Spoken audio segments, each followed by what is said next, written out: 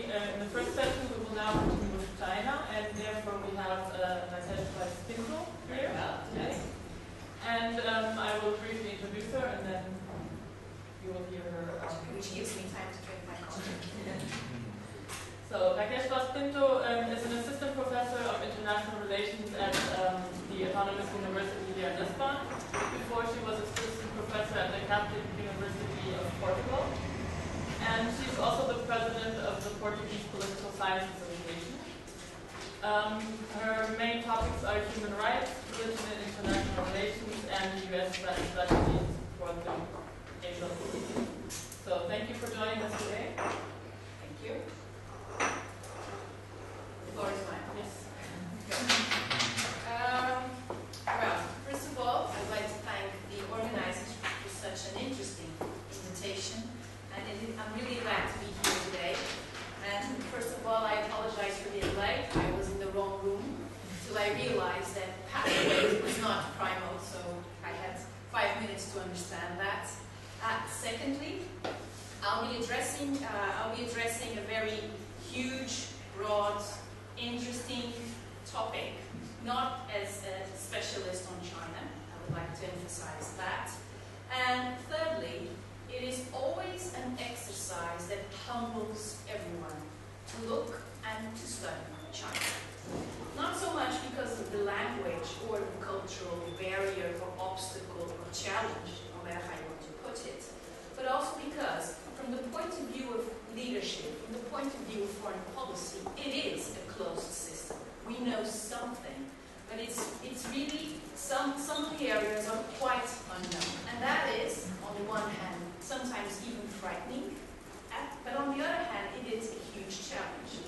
When I want to introduce the topic of US-China relations to my students, I always start with the last presidential election and the differences between the two. This is to say, we knew so much about the Obama-Romney campaign and debate, some things we didn't want to know. And on the other hand, we knew practically nothing or very little about Xi Jinping and the remaining elite and the so-called fifth generation in power. So I think it humbles you to do this exercise, and I think that it's also interesting to have that into your perspective as you look to non-Western foreign policies, traditions, concepts. Okay? So, looking at this really big topic, I decided to focus on 3 elements. Of course, the first one is easier, by China. The second one, peaceful rise, or peaceful development. And the third one, the return of the Middle Kingdom, and why do I use this expression. And of course, the PowerPoint presentation will be available to everyone, so please don't worry about writing, let's just talk. Okay, so the first one, which, and as I progress, this will become more difficult and more challenging. And as this is a seminar for PhD and postdoctoral students, I will leave you with more questions than answers, which is always good, I think. Now, why China? Why should one study China in IR?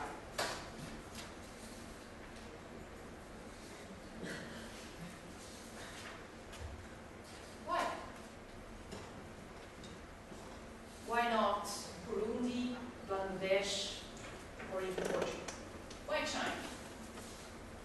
Because of its economic importance. Economic importance, good. More. Strong engagement in other regions or other countries. Good. More. Because it seems to have its emerging power, and it seems to have different and unknown directions for foreign policy. Different and unknown directions I like. Good. Okay. More. Yeah, that's a good point. Sphere, right? Yes. Okay. More. It has a weight in international institutions. It is. It has a certain weight in international institutions. If you look at voting power, the IMF, it's not that strong, but it has more than Burundi as an example. Good. More. I always use Burundi as an example. One day there will be somebody from Burundi in the audience. No. More. Well, that is, they are also UN Security Council. Good. Permanent member. Good. More. somehow the US role in international system? It balances the US. Good. More. I'd say that if you are American, you would worry about China. They are like obsessed about China. We are obsessed with some things. China definitely one of them. Yeah. But I think that, well, we'll get to that. More. Let me, Yes. I am not answering you, but just something that I am interested in also here from you is because it's key, it's the most important country today on the second in the global carbon cycle and consequently in the international political economy of climate change. Good. Good. More. As if this wasn't enough. It's changing a lot. It is changing a lot. It increases demand for resources, whatever, so it also affects the international marketplace. Good. More.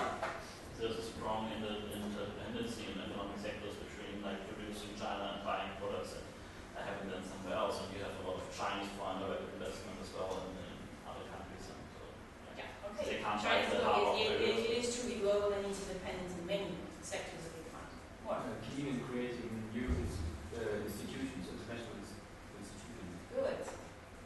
And maybe it's a different political system. We don't. So Different political yes. system is a very nice way of putting it. Different political system. Good. More. What is the obvious element you haven't talked about? Material One quality. of the great Population. Population. The biggest. 1 out of every 5 persons in the world is Chinese. That can be good. That sometimes it's not so good. But let's go through. I think that the first point is very easy to make, taking into account all the things you have talked about. The second biggest economy in the world, the biggest population in the world, the 4 biggest territory in the world, although one could argue that China has been, it has a good geography in terms of its coastal lines, but at the same time it has, they would argue, too many neighbors, okay? And some of them quite difficult. Permanent member of the Security Council and official nuclear power. The 3rd biggest consumer of oil after the US and the EU. And the 4th biggest consumer of natural gas. So this points to the question of resources, okay? We're talking about the rise of 1/5 of the world's population, okay? But even more, it has the 2nd biggest defense budget, and of course these are the numbers that it's possible to collect. After the United States, you can see the numbers here. I use, the source everybody uses regarding military expenditures.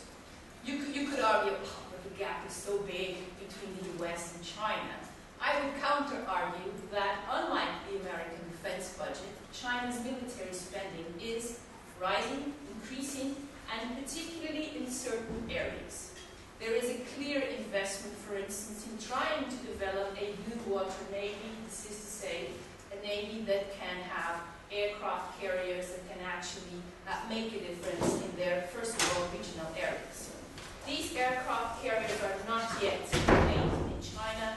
The first one is actually made in Ukraine, and then through a very, I would even say, Monty Python sketch, it ended up being bought by Macau to be a casino, and then spontaneously ended up in the northern provinces, and it's now a full aircraft carrier.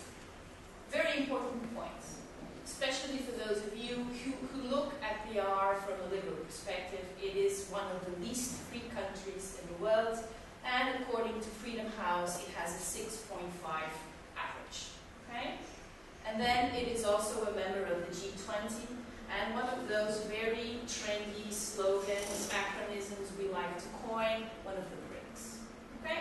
So I think that it is safe to say that if you're in IR, you do need to study China, and to study China particularly in the 21st century. Okay? Now this is the first one. The second block. Why did I choose peaceful rise? I chose peaceful rise because I think one of the most interesting elements of this Chinese concept is that it is set against a background in which we have this rise, But at the same time, and one of you mentioned this, China's presence is now felt physically almost everywhere in the world. Okay? So we have a very strong Chinese diaspora. That has been a tradition that has been strengthened. And it is an important source of power, particularly because most of them come from the south of China. We have Chinese workers in many areas of the globe. I think Africa is perhaps the best example. One of the most striking things in the Libya intervention was the need for China to send a rescue team in order to save the lives of 30,000 Chinese workers. I think that was one of the most striking features of the Libyan intervention. And secondly, at the moment, China is at a crossroads. It is no longer, and I put this between inverted commas, just identified with being the factory of the world, and this is to say low quality products, the restaurants or the Chinese shops.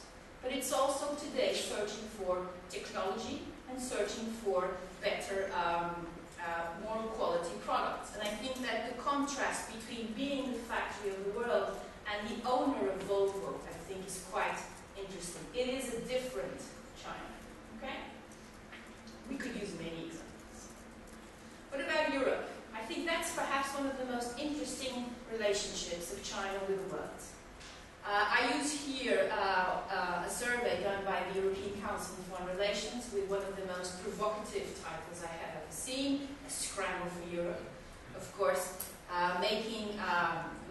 changing the expression Scramble for Africa in the 19th century with this big change. China is now looking for technology. It's not looking for raw materials like the Europeans at the end of the 19th century.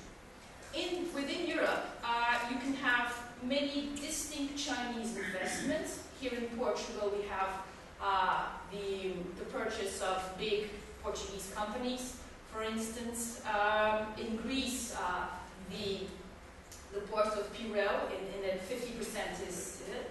You have many things you could look to. In terms of the bilateral relationships, Germany, as it is the case with so many other things in Europe, is definitely the key partner of China. It is number one within the EU.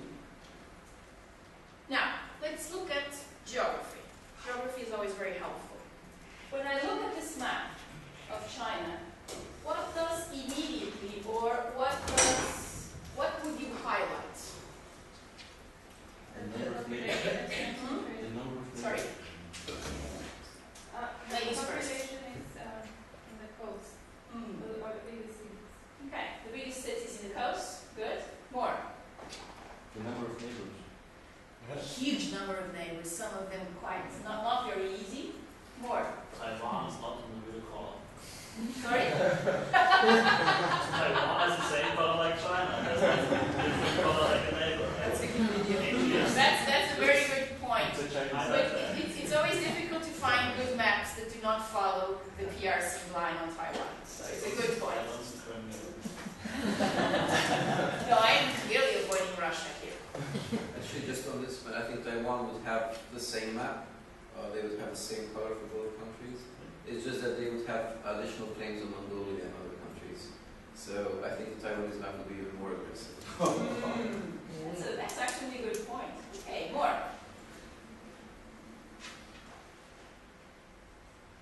Can we, for instance, if we compare this geography to the US, whom would you say has a more advantageous geography?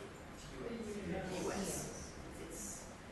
It's clearly the case of being blessed by geography. Now, looking at this, you see the concentration of cities, as you have mentioned, but look at the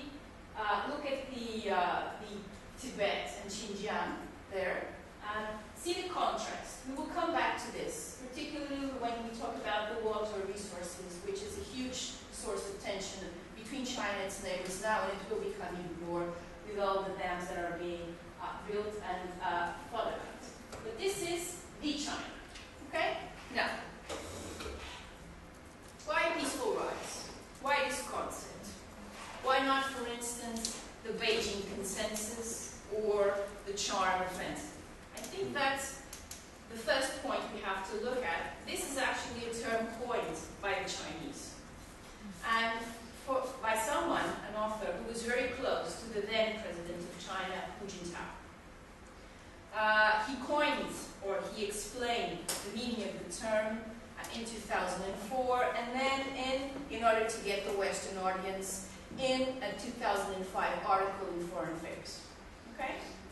So, this is, I think, one of the most interesting things about this rise of China, is that we have all these attempts of explaining, we try to analyze, but it's always quite difficult to do it. Okay? And from a conceptual point of view, even more. Now, why rise? Why peaceful? And I have here a quotation from the article in Foreign Affairs that I think, in a way, I have two, in a way, looks, there is first of all an historical argument. This is to say, China will not follow the path of other rising powers that, because they rose, they created disorder in their first regional environments and then global. And of course, there's also the comparison with the Cold War. This is, of course, we could talk a lot about this. But this idea that China will transcend the ideological differences and strive for peace, development, and cooperation. The second one is the last paragraph. China does not see hegemony or predominance in world affairs. And the third point is that, and the second point, sorry, is that it tries to have greater democratization of international relations. This, of course, means decentralization and lesser American hegemony. Okay? Now, rise, the word rise itself, was later changed to development for two reasons. One, because there was this perception that it needed to tone down the assertiveness that we usually associate with rise. And secondly, to take into account China's status as a developing country, to stress on the issue of development. Peaceful, of course, reconnects with what is undoubtedly an historical trait of Chinese history. The belief that China is exceptional, the belief that China is different. Okay? Now, first of all, can we assume that China will continue to rise? According to the Chinese government economic statistics for last year, just released, China just only grew 7.4. Only 7.4. We would kill, I would say, 3, 4, 5, 7.4. But at the same time, you have enormous, Herculean domestic challenges. And we can talk a bit about that in our discussion. You have the issues of demography. You have the issues of the environment. You have the struggle for resources. First of all, water, arable lands, energy-related issues. You have the depth of the provincial and the local authorities, which is still a big mystery. Balancing the economic and the political. This is to say, open your economy, but maintain your system closed, your political system closed. And you also have the balancing between the private and the state within China's state capitalism, or to use the expression coined by Richard McGregor, its market limits. Okay? So all of this is all of these are, of course, the priorities for the current fifth generation, and as you can see, they're huge. If you also add the issue of corruption, which is the first domestic priority of Xi Jinping, you would see that he's not having, and he will not have, an easy 10 years. Okay?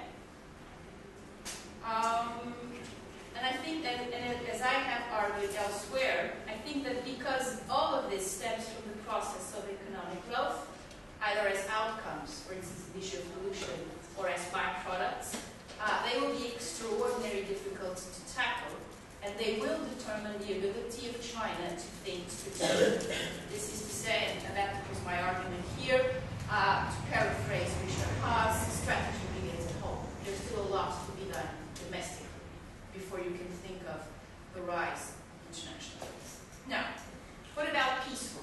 This was one of the readings that I had suggested, and this is the idea of the China 3.0, being that the first one is Mao Zedong's time, the second one is Deng Xiaoping's time and legacy, and currently we are witnessing a China 3.0.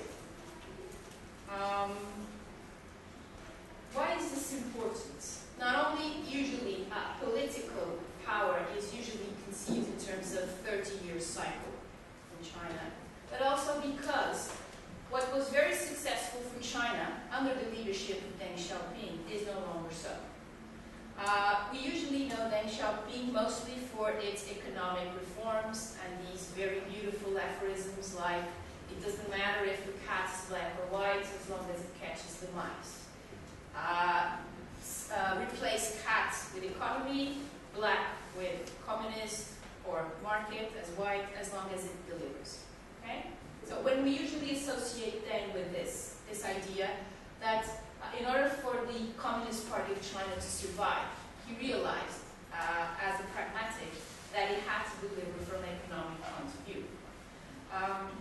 This is interesting because it reveals to us a very pragmatic way of dealing with the world. Something which was almost forgotten through the years of Mao. But it is interesting because in doing so, think that China began reforming 10 years before the fall of the Berlin Wall. It was able to look at the world and to deal with this big issue. But this also entailed two other important elements in order for this to work. First of all, political reforms. Deng knew that China would not be able to survive another Mao Zedong. So that entailed reinforcing the collective, and this is to say, no, the leader has to respond to the collective, which of course strengthens the Communist Party itself. Secondly, there are limits. For instance, the president does 2 mandates and leaves, and limits an age for retirement, which is not very obvious in some cases, but there is a limit. So they introduced this in order to solidify the leadership of the party in detriment of the individual leader. But thirdly, to be able to concentrate fully on opening and reforming your economy, you needed to have stability, you needed to have peaceful relations in terms of your foreign policy. And that is where the idea of to have a low profile and focus on peace and development comes. China followed this line throughout these last 30 years. I think the big exception was, of course, the 95-96 presidential election in Taiwan. That was a big exception. But then again, we come back to the issue that China considers this to be an internal affair, not an international one. So in order for you to do this, you needed these 3 things. So now, taking into account everything that we talked about before, is it possible for China to continue to have a low-profile foreign policy when you are the 2nd biggest economy in the world, you have the 2nd biggest military expenditure and everything on it, right? And this is what the China 3.0 survey talks about, the success trap. This is to say that China is now being confronted with growing pains.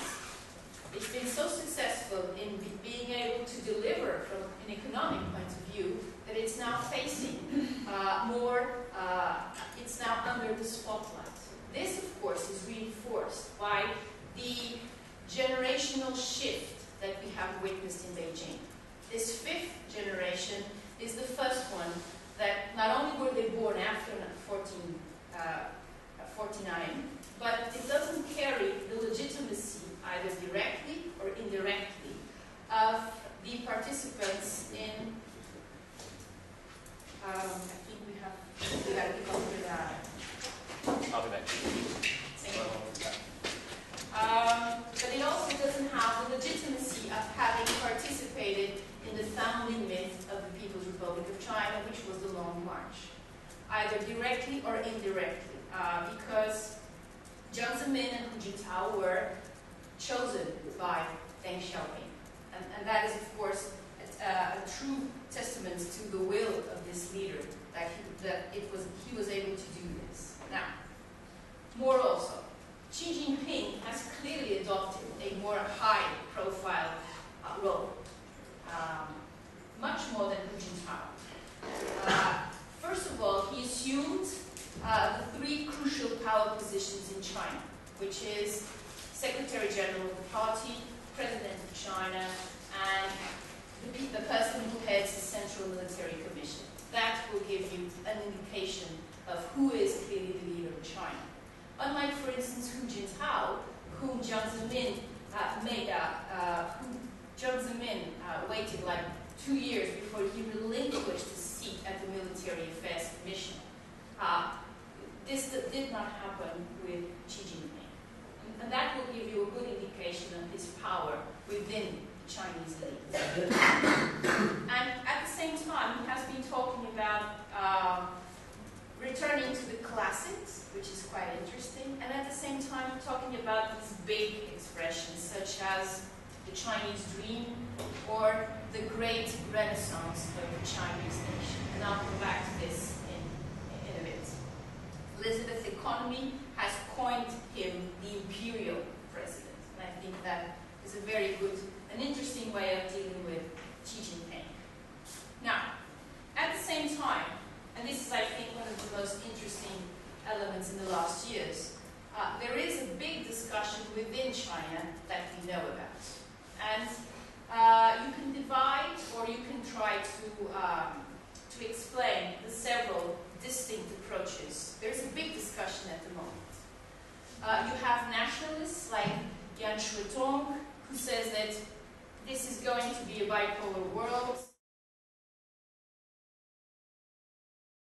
So we have all these different perspectives on how should China deal with its foreign environment.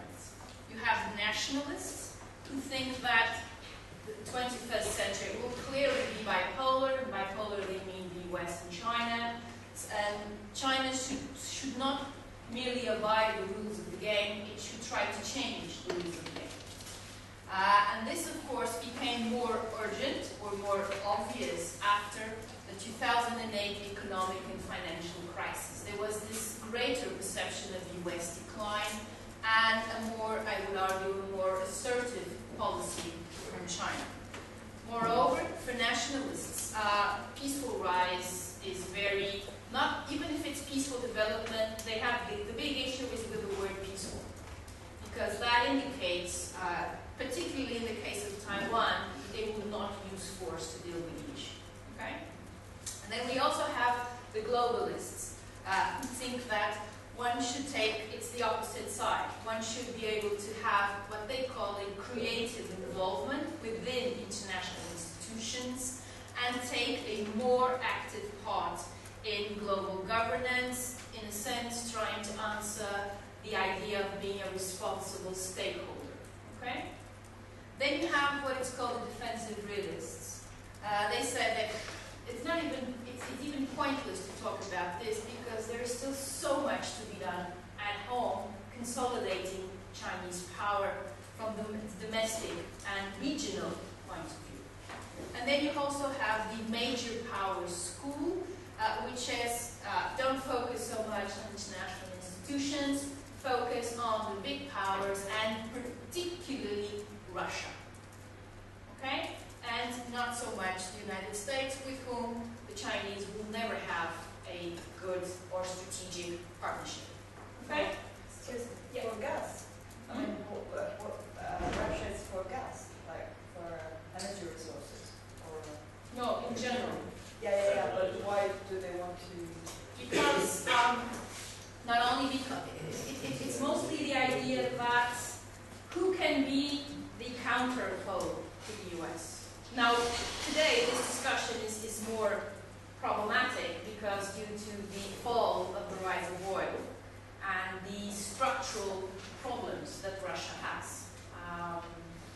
But in terms of China, it makes more sense in a counterweight to look for Russia, not the EU, which is considered not to be a rising big power, whatever you want to call it. And India also presents some problems, big problems. So Russia is perhaps the best choice. But in doing so, it assumes that China will be able to be the major partner in this relationship. Okay? It assumes that it's not a relationship between equals. Of course, this for Russia is unthinkable. Okay?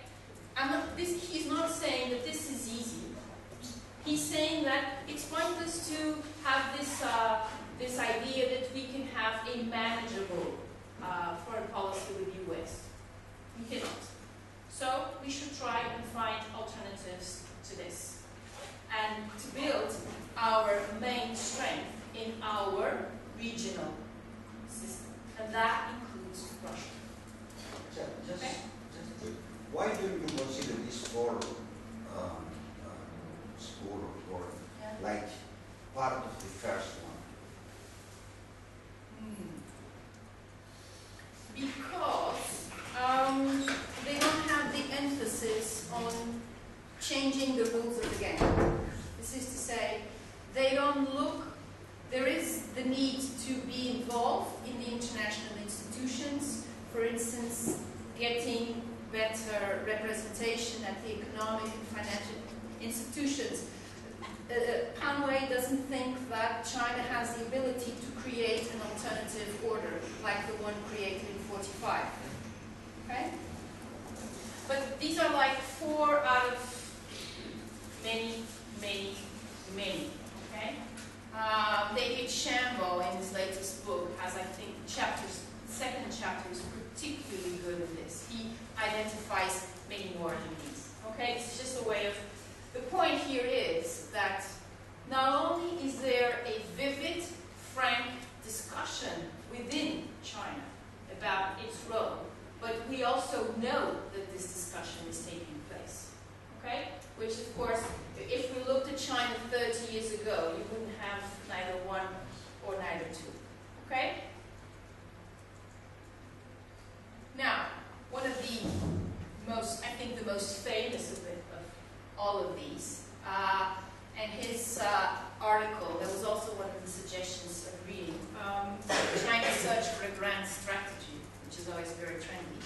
I think he focuses here on an interesting point, which is the emergence of China as a global power, but this idea that there has to be some accommodation from Western powers in order for China to realize why should it be bound by rules that were essentially established by the Western powers. And this is the big question. Will China in the 21st century be rule-making or rule-taking or a mixture of both? Okay? And we will come back to this in a minute.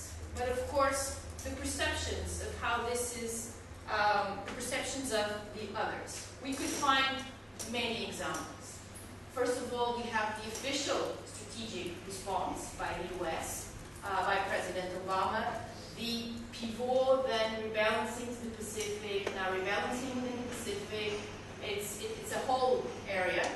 You have 2 speeches in Australia, 2011 and now 2014, and of course, the article by the Secretary of State at the time, Hillary Clinton, in foreign policy.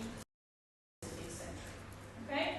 So this is the official response. There is a recognition that from a strategic point of view, China is the challenge for the United States, if the United States, of course, wants to maintain its dominance of international relations. Okay? And then you have, on a more academic level, you have many responses. I chose these 2. You have the more optimistic version by Eikenberry, the idea that the liberal order can survive, even if the liberal leader will decline. Okay? And then you have the not optimistic version of Mersheimer, which is always fascinating because he writes very well in a very simple way. He basically says it's impossible because of all those factors of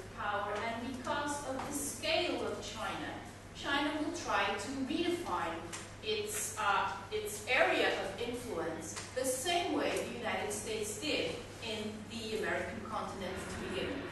Okay? I have some quotations here. This is the one by Eikenberry, which basically says this: the United States' global position may be weakening. You can also discuss if it's because it is really weakening or the other ones are closing the gap. This is also an interesting discussion.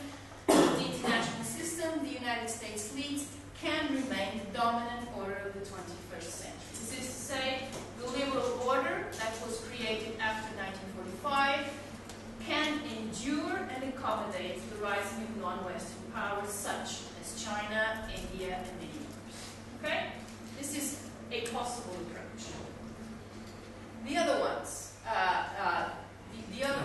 Mersheimer, he says that, he talks about the second island chain. I have here a map to talk about. They want to be able to protect their sea lanes and not have to depend on the American Navy to handle that mission for them, which explains why the interest in Burma, why the interest in Sri Lanka, why the interest in the port in Pakistan, and all the others. Okay? And then, here if you look at the map, this is the first island chain, and then you have the second island chain, and you have all the talk about where should, if China wants to reassert, or assert, we would say reassert, its influence in the region, where are the limits? And by choosing to draw those limits, it has to inevitably confront the United States, which is the dominant power here in the Pacific. I mean, look at Taiwan, of course, look at the Philippines, Indonesia, Japan, Guam, and all that. So this is where for him. And he uses an historical argument. He says, I expect China to act the same way the United States has acted throughout its history. And that it has to have kind of what he calls regional hegemony, although he doesn't like to use the word hegemony, regional hegemony minimum. Okay? So these are the two.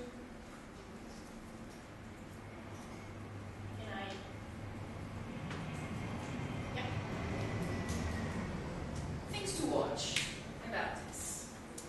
India's role will be crucial. Hillary Clinton. First of all, there's always the definition. How do we define this Asia-Pacific century? What are its borders? In the first speech by President Obama, there were many key countries that were focused. And the article by Hillary Clinton clearly includes India in this framework. It would be best called the Indo-Pacific.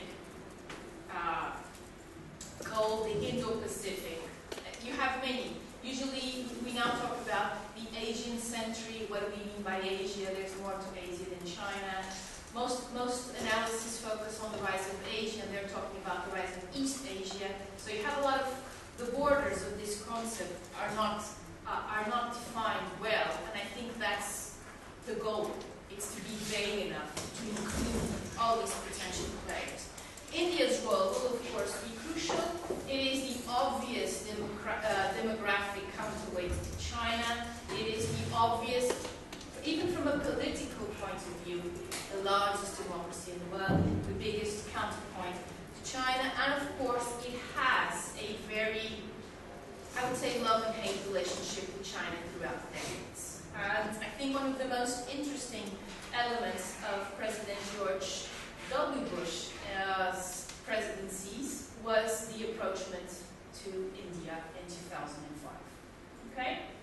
Now, what will be the role of Vietnam? What will be the role of the Philippines? There's so many actors and so many interesting things going on within this rebalancing within the Pacific that we're not in a position yet to say.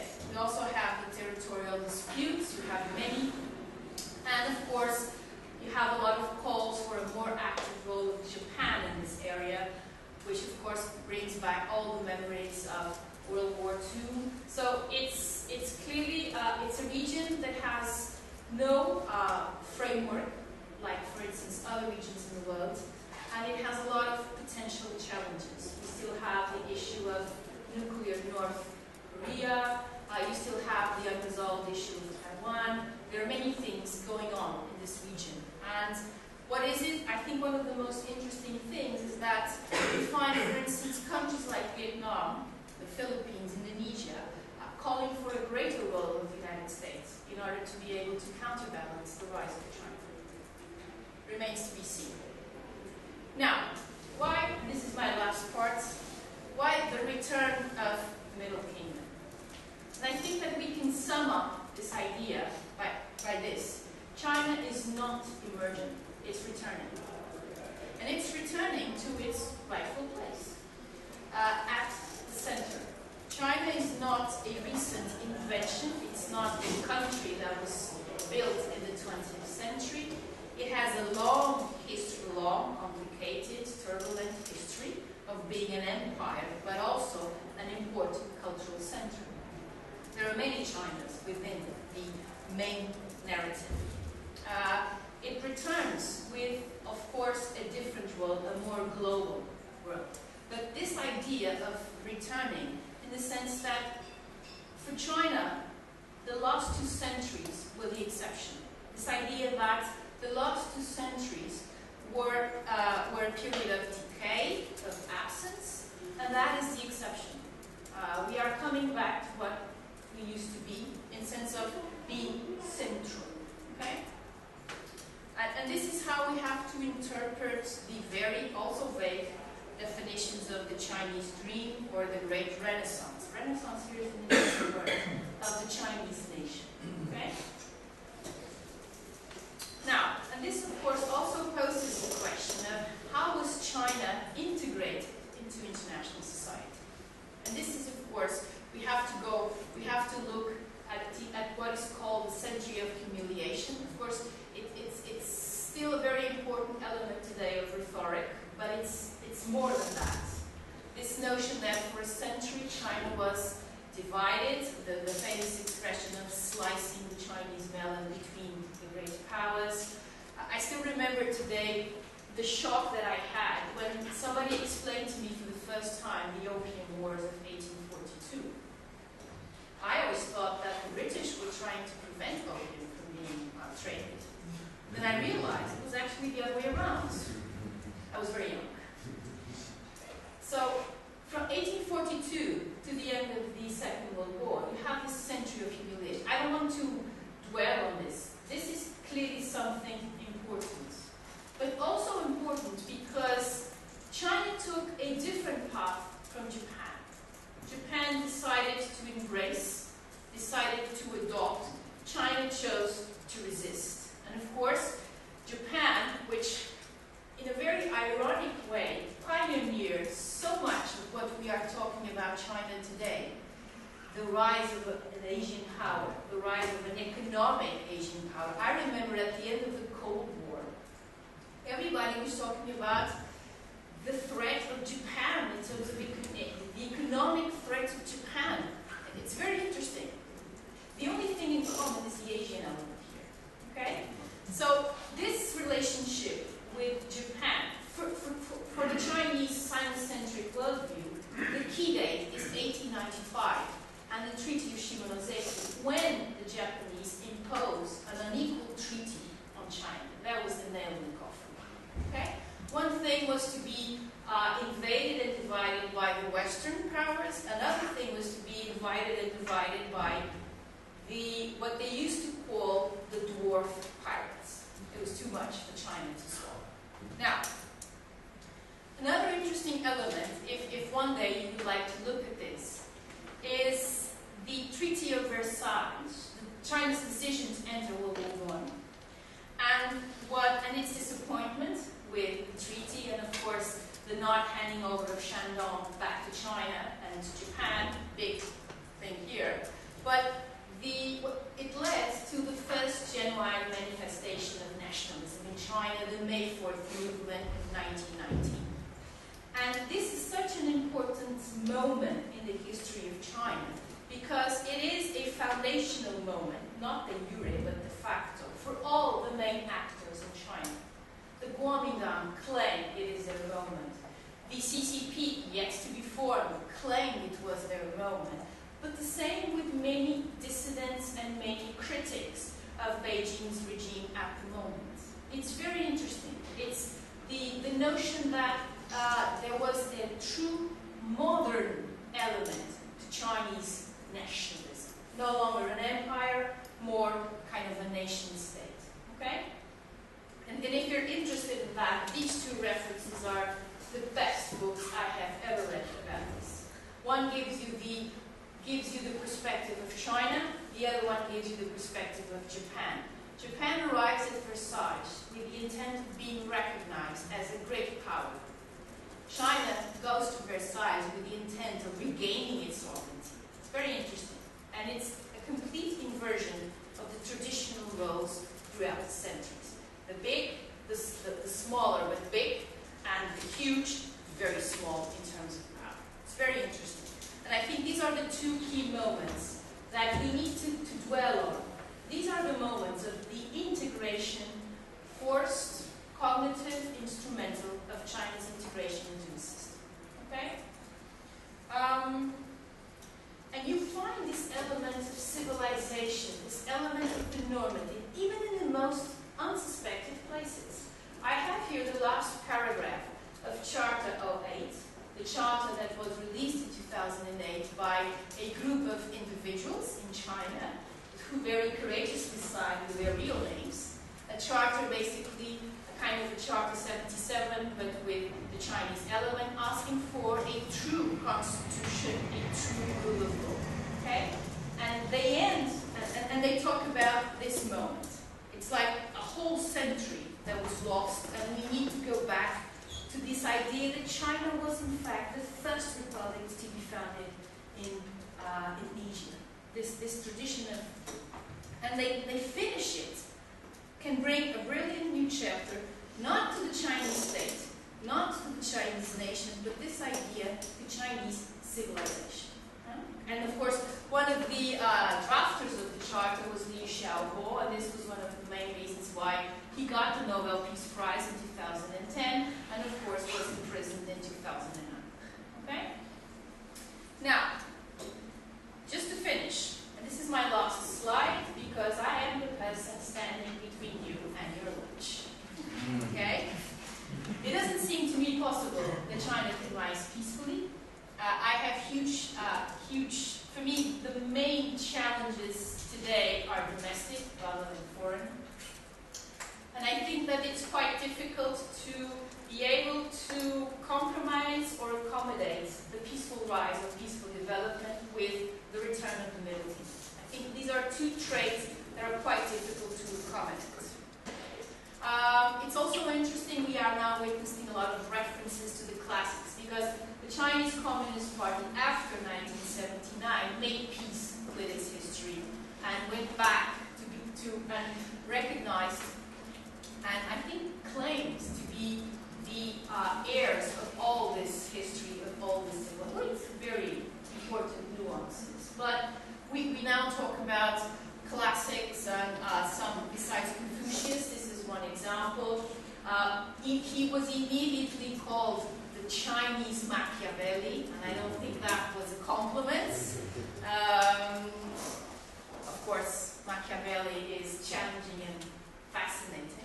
And his legalist school, the idea that we rule by law, not rule of law, but that's another. But the big question is this.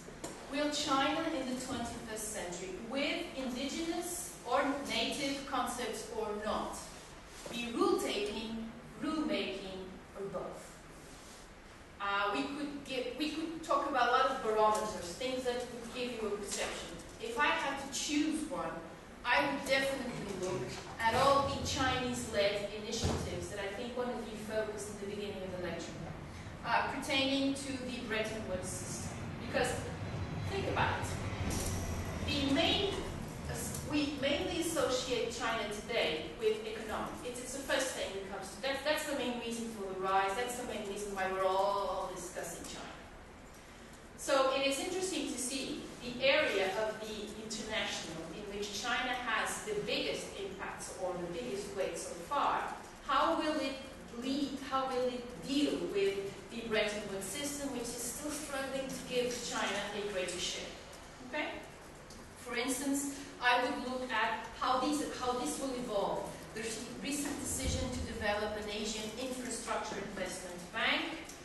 despite or because of the existence of the Asian Development Bank, where Japan has, of course, the leading role. Thank you.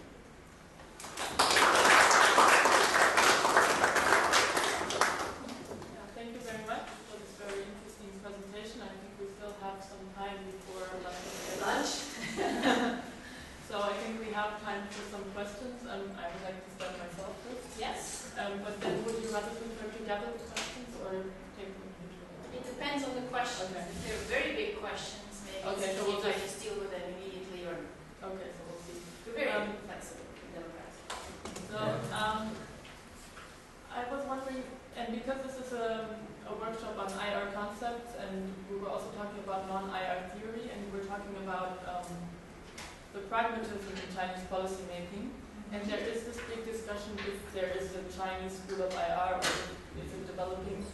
How would you see that a Chinese school of IR could develop and resonate in the sense that policy making is based on pragmatism, or is that school of IR then also may seem inconsistent?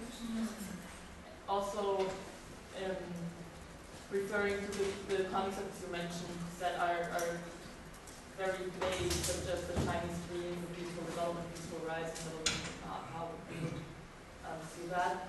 And also, because you mentioned some of the discussions within China, which one of those would you see as maybe relevant? Okay, more. Yeah, Monica? Yes, thank you. My question is, what do you think about the fact that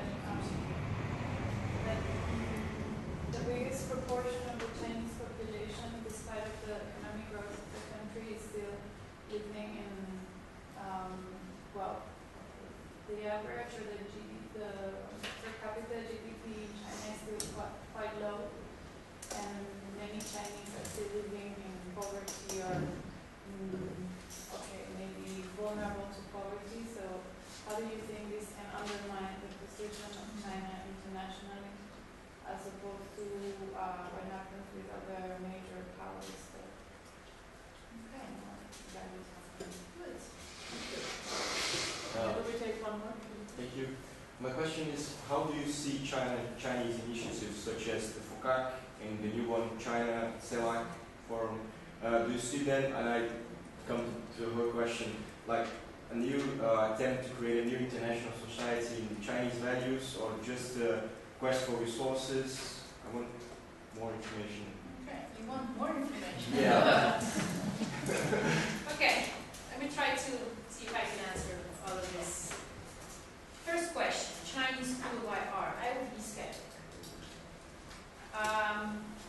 The majority of there was a big interest, for instance, in the International Society School, Hedley Bull, Martin White, and so forth, because it dealt with the integration of non-Western societies into the Western world. But I would argue, no, the majority, the dominant school is realism. There is this notion of looking at the world more in terms of, I would argue, hard power. So you still find a lot of, if you go beyond the rhetorics, you still find a lot of analysis that analyze the world in this rather raw power, if you like, perspective. That usually gets into trouble when we have the emphasis on the exceptionalism. The idea that there is something unique, there is something special about China. And of course, many other countries have this.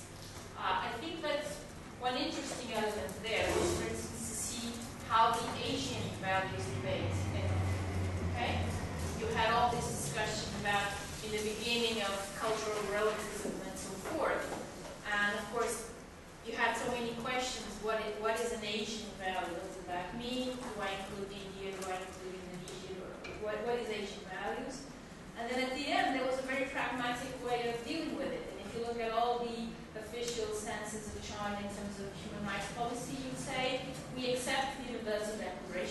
despite the fact that, of course, it was not signed by the PRC, but we take that. We think that we give emphasis to economic, social, and cultural rights. And the other one, the civil and political, at the moment, still a luxury to be dealt with many years from now. Okay? So I think that the pragmatic element is, I would say, the dominant one here. Okay? But it still remains a big question. Same with India. Is there an Indian theory of international relations? Okay. What would I think would be the dominant school today? It's difficult to say. I think that the defensive realists, the people who say, listen, there's still so much to be done at home yet, that we should try to develop and prioritize our challenges, deal with the ones that we think are absolutely, there's no negotiation about it, and then try to deal with the other ones in a very stability would be here the key. I'm not yet fully convinced of what does this Chinese dream entail. So I think it still remains to be seen, but it has an enormous appeal. The nationalist school has an enormous appeal. Okay? Question of Chinese population and the issue of still being a developing country in so many areas. It's fascinating to see how China has this Janus-faced identity, right? On the one hand, it has a seat in it is a permanent member of the Security Council. It is a nuclear power and all that. And at the same time, there is still so much to be done at home. I think that it clearly undermines. I remember, I think it's in Bush's memoirs when he talks about he was with Hu Jintao and they asked each other, "What is your biggest nightmare? What keeps you awake at night?" And for Bush, it was easy. It was the second 9/11. Hu Jintao answered, "Well, the need to create 12 million jobs every year." That says it all. Okay? So yes, it undermines because it also puts an enormous strain on resources. China has the project now of mass urbanization. Another 300 million, 400 million.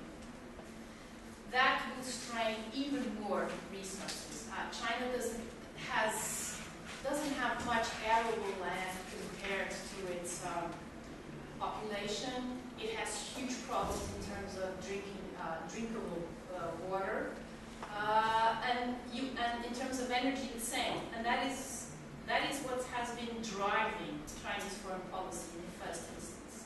This idea to go global, what is in the first instance to search for diversify your energy sources, be a player in all these markets, and I think that's the go after energy and raw materials to be able to sustain economic growth, which today is in fact the leitmotif of the justification of the monopoly of power by the Chinese Communist Party, since it no longer is ideological.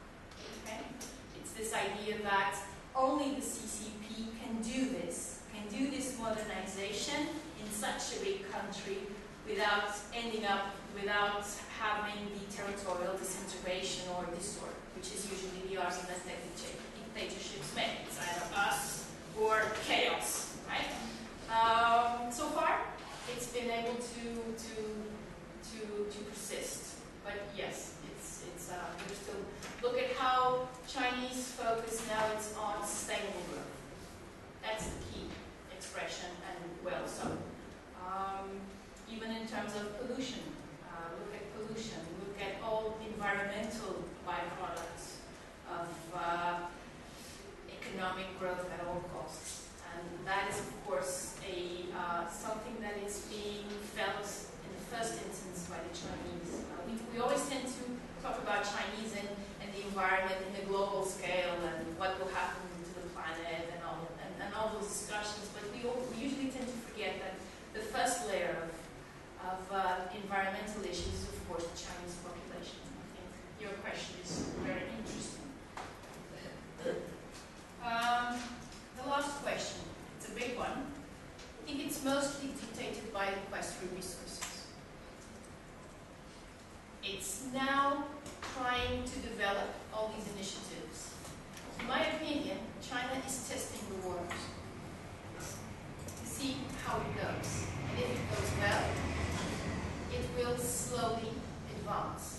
But I don't think in a very, not at the pace that some countries would like. And I would say it's definitely testing the waters. Because all this search for raw materials has also led to a lot of dissatisfaction on some of these countries and in many societies. In fact, one of the most interesting things, for instance, when we look at the results of the Global Attitudes Project of the Pew Research Center, is the differences in terms of what the elite thinks of China, the political elite, and some societies of the countries. I think that one of the most interesting results for me was South Africa, in which there is a greater reinforcement of the relations between the ANC and CCP, and at the same time there is growing dissatisfaction of South African society towards what they perceive or not to be Chinese, the consequences of Chinese investment. Okay? So I would say they're testing the waters.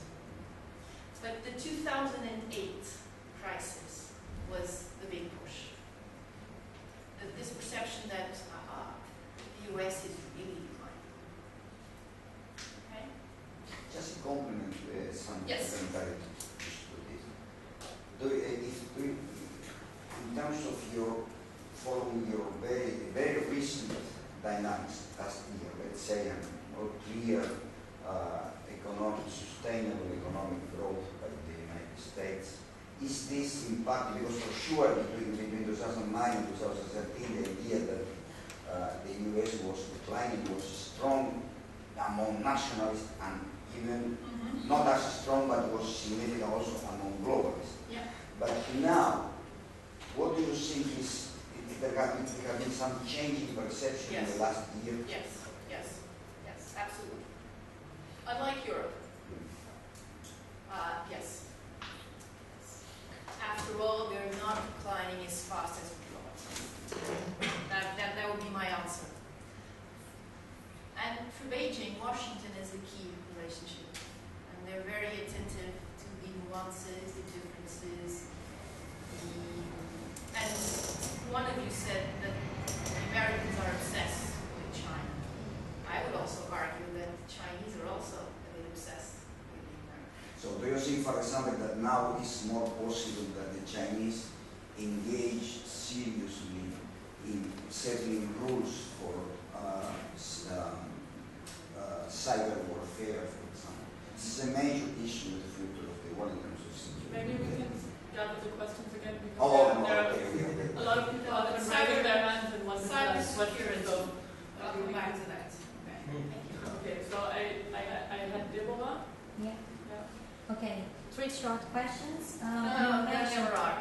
Yeah, maybe the answer or not. But they're short. I have 3 short questions. And because one is the second and they're related. You said about the perceptions of other actors on the Chinese peaceful rise or any other kind of rise for the whole. So, and you said that one of the things that would determine this or to answer this kind of perception would be the accommodation by these actors. So I would like to know what kind of example of accommodation it is, if you have a concrete case or idea. And second, if for you, in your opinion, accommodation may have a certain level of legitimacy or what the other authors said about recognition. And if these 3 concepts somehow overlap one another or if they are synonym. Good. And the last one is your own view or your own interpretation of the presence of China in other areas, not Eurasia or Indo-Asia or whatever we want to call, but in this term, South America and Africa, which is something it's going on recently.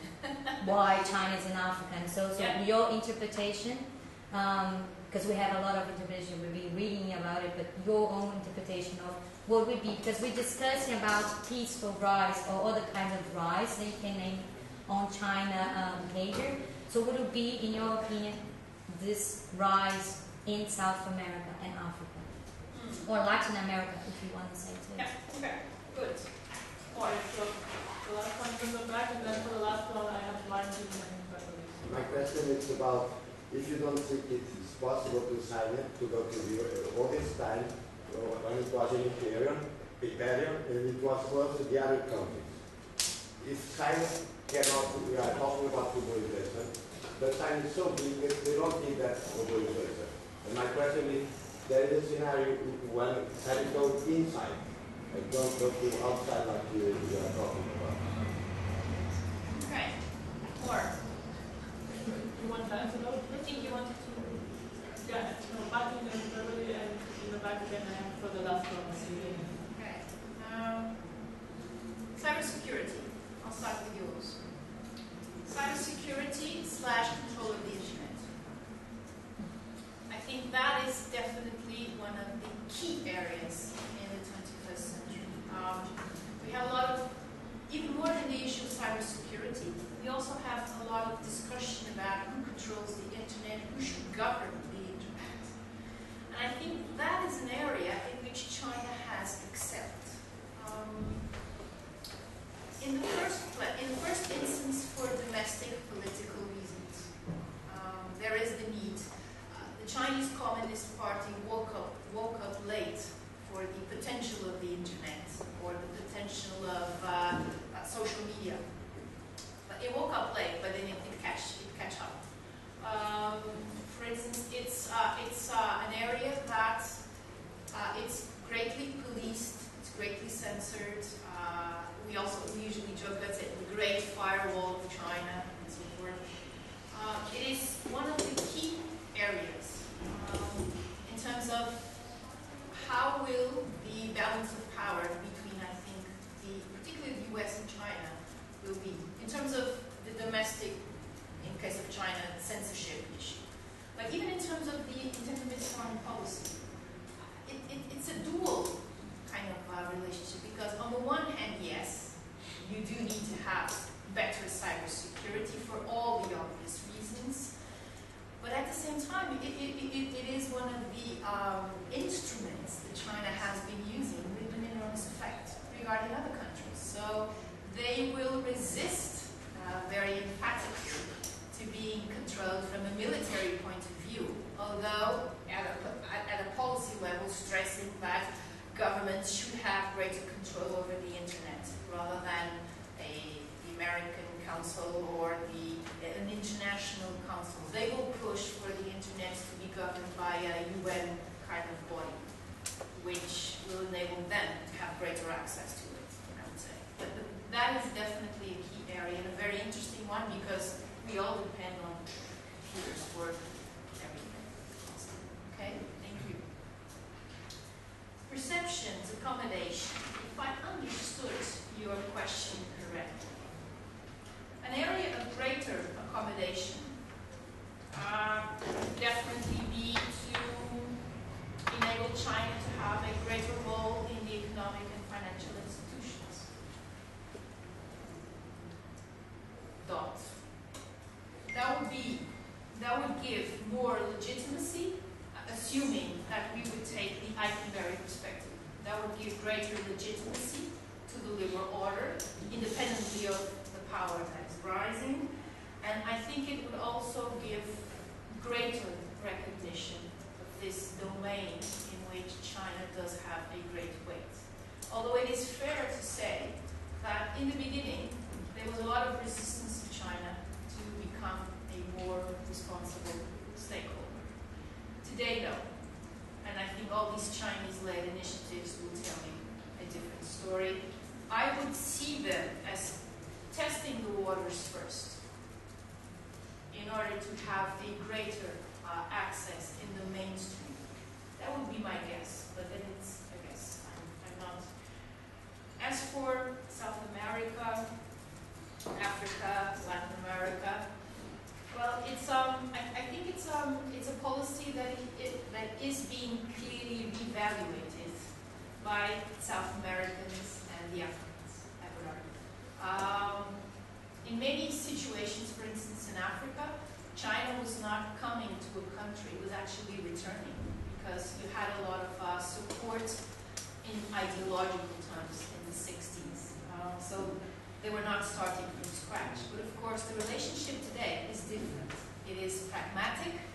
It is based on the very simple relationship of I need raw materials, you need money, so let's do it. There were many questions issued. You have some people who would say that is a kind of a neo-colonialism.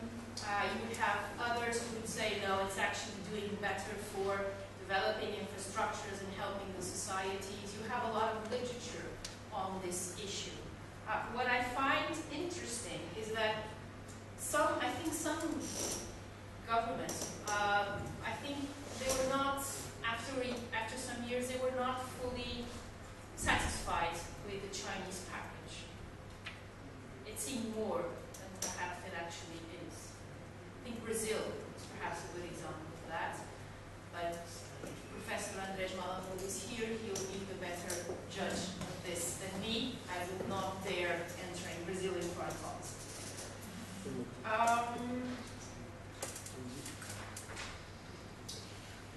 And the last one was, I'm sorry, globalization outside. There is no going back. Globalization. Yes, there is a tradition of Chinese going inward, but no longer. China's decision, or Deng Xiaoping's decision to enter the international economy is irreversible. The question is, in terms of thinking how the party sees the medium and long run, is can we do this while maintaining our style of government?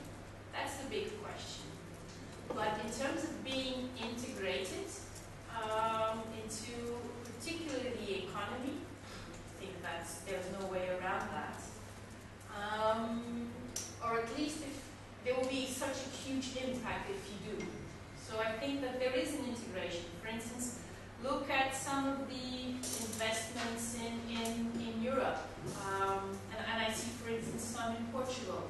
For instance, when they bought the state's actions in EDP, which is the main company for energy provider, electricity provider. The CEO and all the leadership stayed, and they will stay there for quite some years. At the same time, as Chinese managers will be learning how to manage, how to deal with the big issues of what it means to deal with daily issues of running a big company. That to me is obvious, unless we have kind of a cataclysm.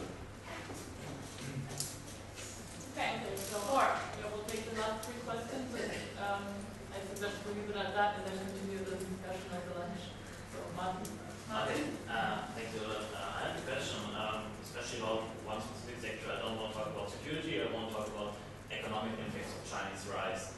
And I want to ask, how challenging and peaceful will the rise of China still be when it comes to rule-making in international institutions and changing into new rules? Because we know that the Chinese domestic economic structure still differs a lot from the Western liberal economies. When it comes to state companies, low-wage regimes, labor relations, intellectual property rights. You can take, for example, my research based on the WTO principles, abolishing of barriers impeding the entry of FDI, abolishing regulations on impeding the entry of new firms, privatization of state enterprises, economic transparency. All of these principles are not in China's interest. And China has some coalitions and has some partners, especially in the BRICS, who have the same interests like China.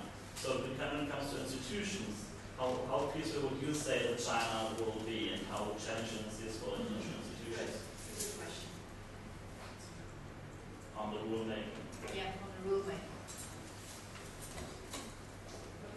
Thanks very much. That was really interesting. I guess I have a comment and a question.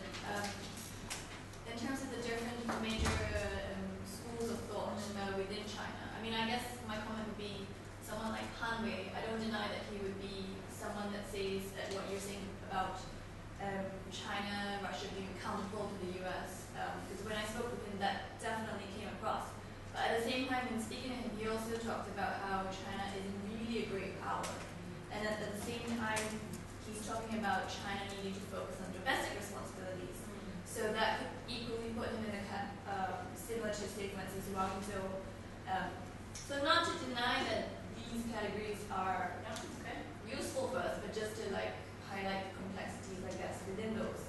But the question is along the lines of what we've been talking about in PRIMO, which is the question of whether China can be a great power or a global power without being a regional leader.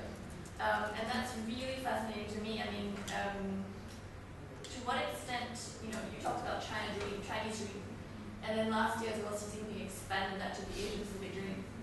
So to what extent, does China require that regional legitimacy in order for it to be a great power? Or, in the case of China, is that really more of a non-issue, that it is already a great power? That's a good question. Thank you very much. Last question in the back.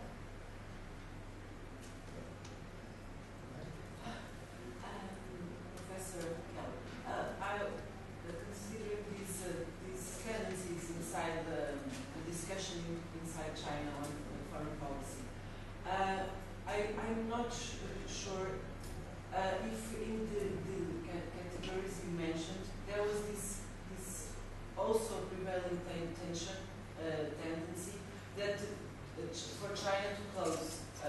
You mentioned that it's obvious that the economic integration will not allow China to go back in the economic area, but they usually have this way of doing things that they divide things in camps, and they sometimes do things gradually when it's more it's preferable or it's a choice for the leadership. So I in these categories I saw defensive realism. Maybe that's one, because I've also read about these tendencies, and there are some people inside the leadership who say that China should try to restrict the international engagement, I mean politically, with international institutions at a minimum, to preserve this autonomy that the leadership is always talking, autonomy and independence versus the international environment. Considering this, how do you see this vision that also entails this ways of seeing the international world in the Chinese way, that is the Tianxia vision, the harmonious society, there are visions based on a bit on Chinese cultural supremacy, and also on Chinese history of the tributary system. Are these manageable? Will China, it's only rhetoric, or will China try to push them up? And if this restrictive foreign policy will prevail or not, if they can manage it. So these last questions are really big questions. Let me start with yours. I think that in terms of the rulemaking, the issues you have talked about are the issues that concern all of these Chinese-led initiatives. The issues pertaining environment, labor issues, copyright, focus on infrastructures rather than other areas, for instance, in the development of this Asian Bank. I think that if that goes, that can be clearly disruptive. And I think that has been one of the main concerns issued by the IMF, World Bank. This is the alternative. In the short run, it looks better, but in the medium and long run, in terms of the benefits to society, it does not. So I would say if that is the way, I'm still not sure. I think it's mostly to really test the water and send signals and to see where you can go. That can clearly be disruptive. Although I am not quite sure how, for instance, Chinese society will even react to that, because you have all these, for instance, issue of environment. It is a big, big issue in source of mass public rallies in Sweden, after the issues pertaining arable land, and the third one is labor issues. I think that it's been very painful. Some of the lessons are very painful to learn in terms of particularly the labor issues regarding Chinese workers. I think it clearly has the power to be very disruptive. I'm not quite sure if that's the way to go, if they'll be able to succeed regardless. But I don't have any concrete answer. Hanwei, well, first, I'd like to thank you for your first comment. Of course, these schools, they're never tight. I mean, you have a lot of, like, the main, even in terms of theories, they're not tight, closed concepts or schools. You have a lot of interchange in between them. So, of course, you can have traits of this and traits of that. When I spoke on the way, that was our main discussion. Perhaps I'm being influenced by that. But that was his main concern. This is to say, the counterweight and the possibilities offered on the table. So, but not only I think he is one of the most brilliant and sophisticated thinkers in terms of the Chinese academy, I think that his focus is very helpful to look for, to search for alternatives. In that sense, I think that, for instance, nationalists tend to be more focused on the US/or versus China context. And I think that on that sense, Han Wei is, I think, more interesting because he tries to look at different poles. Maybe if we talk to him today, taking into account the fall of the oil prices and so forth, maybe Russia will not be that good of an idea. I don't know. But thank you for your comments. Your question. It's difficult to answer. I would say that in terms of legitimacy or in terms of recognition, the regional hegemony or the regional primacy is taken for granted, even if it's not yet fully materialized in terms of the other's perceptions towards China.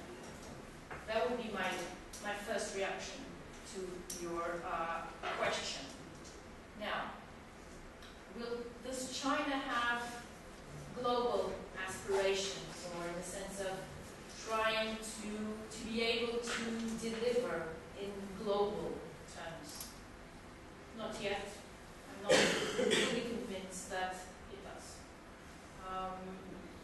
I remember a survey that I read quite recently by François Gaudon, in which he calls the reluctant hegemony, something like that.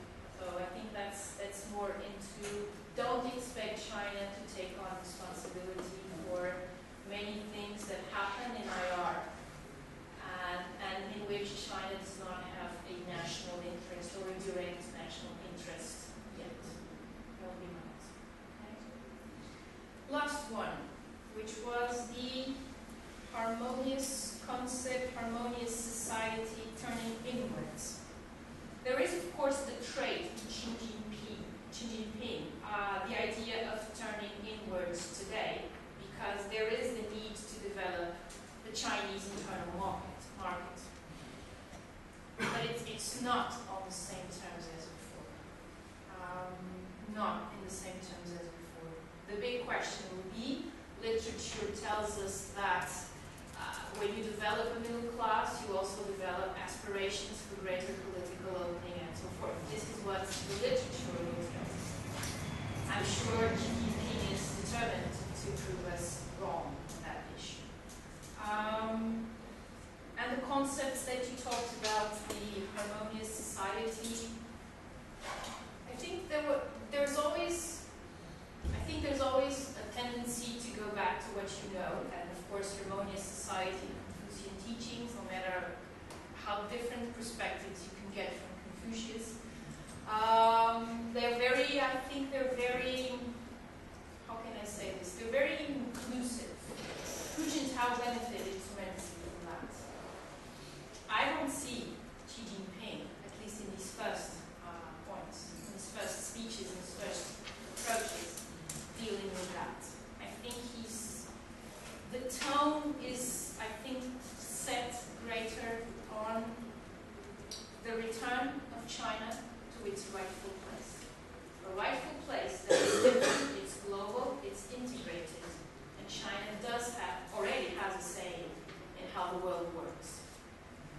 China is returning to its rightful place. If it's harmonious or not remains to be seen. Okay?